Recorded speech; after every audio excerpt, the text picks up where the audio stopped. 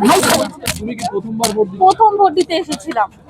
কখন জানতে পারলে তোমার ভোট পড়ে গেছে?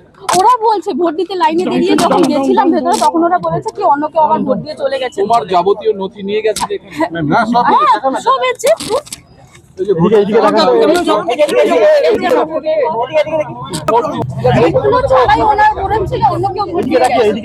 এত কেন্দ্রীয় বাহিনী এত কড়া নিরাপত্তার মধ্যে ভোট হচ্ছে তারপরও আপনার ভোট পড়ে গেল? হ্যাঁ ওরা তো এরকমই বলেছে। ভিতরে অফিসাররা তো জানে না আমাকে ভোট দিতে লাগলো। এটা কি কতটা হতাশ? এটা কি আপনার প্রথম ভোট ছিল? পুরো হতাশ প্রথম ভোট আমার। এরপর থেকে আমি বলতে পারি যে ভোট দিতে না আসলেই হবে, অনেক এসে দিয়ে যাচ্ছে তো কোনো অসুবিধা নেই আমার। শিলিগুড়ির জগদীশচন্দ্র প্রাথমিক বিদ্যালয়ের 235 নম্বর বুথে ভোট জালিয়াতির অভিযোগ ঘিরে চাঞ্চল্য।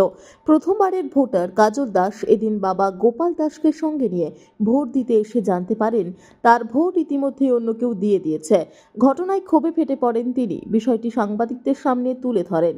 এই সময় সেখান থেকে বেরোচ্ছিলেন বিজেপি প্রার্থী শঙ্কর ঘোষ। বিষয়টি জানতে পেরে তিনি কাজল দাসের সঙ্গে কথা বলেন এবং তাকে নিয়ে পুনরায় বুথে প্রবেশ করেন। পরে দায়িত্বপ্রাপ্ত আধিকারিকদের সঙ্গে কথা বলে জানা যায় ভোটার স্লিপ অন্যের হাতে পড়ায় এই সমস্যা হচ্ছে, যা নির্বাচন কমিশনের গাফিলতির ফল বলে অভিযোগ ওঠে। ঘটনাটি নিয়ে শঙ্কর ঘোষ এসডিওর সঙ্গে কথা বলেন এবং কিভাবে ওই ভোটারকে পুনরায় ভোট দেওয়ার সুযোগ দেওয়া হয় তা নিয়ে উদ্যোগ নেন। এটা পোলিং স্টেশনের মধ্যে ওনার যে নাম সেই নামে অন্য কোনো মহিলা ঢুকে গিয়ে সিরিয়াল নাম্বার যেটা বলেছে সেটা অ্যাকচুয়ালি ওর সাথে ম্যাচ করেছে, কিন্তু সেটা ওই যে স্লিপটা দেওয়া হয় সেই স্লিপটা অন্য মহিলার হাতে আসে এবং সে ওটাতে প্রেস করে বেরিয়ে যায়। এটা হচ্ছে অফিসার্সদের বক্তব্য, আমার বক্তব্য নয়।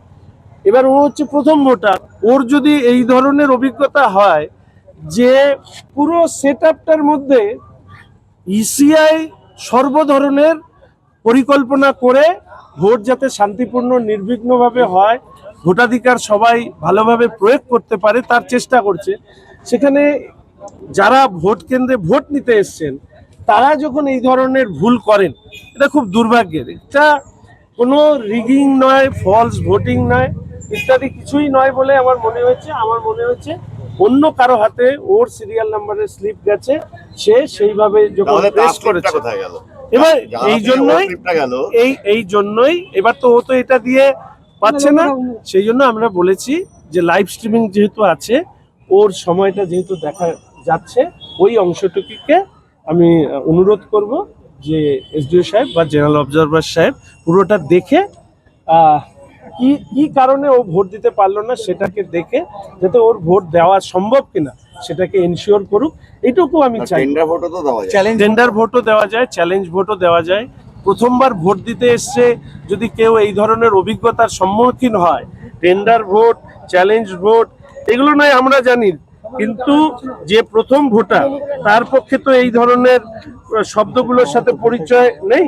তা আমি অনুরোধ করব, আমি এখনই এখানে কথা বলবো, নির্বাচন কর্মীদেরই ভুল। হ্যাঁ, নির্বাচন as per statement given by the presiding officer, সেটা নির্বাচন কর্মীদেরই ভুল। আমি অন্য সব দলেরই ইলেকশন এজেন্টরা ছিল, তারা কিন্তু এই অভিযোগ কিছুই করলো না। আপনি তো ভোটারের সঙ্গে অনেকক্ষণ ছিলেন, কথা বলেন, তার মানসিক অবস্থা কি?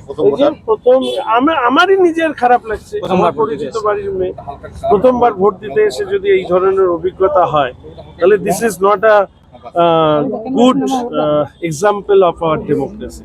তো সেটা আমাদের সবার মাথায় রাখা দরকার। যদি সম্ভব হয়, কথা বলছেন অবজারভারের সঙ্গে? হ্যাঁ, অবজারভারের সাথে কথা বলি।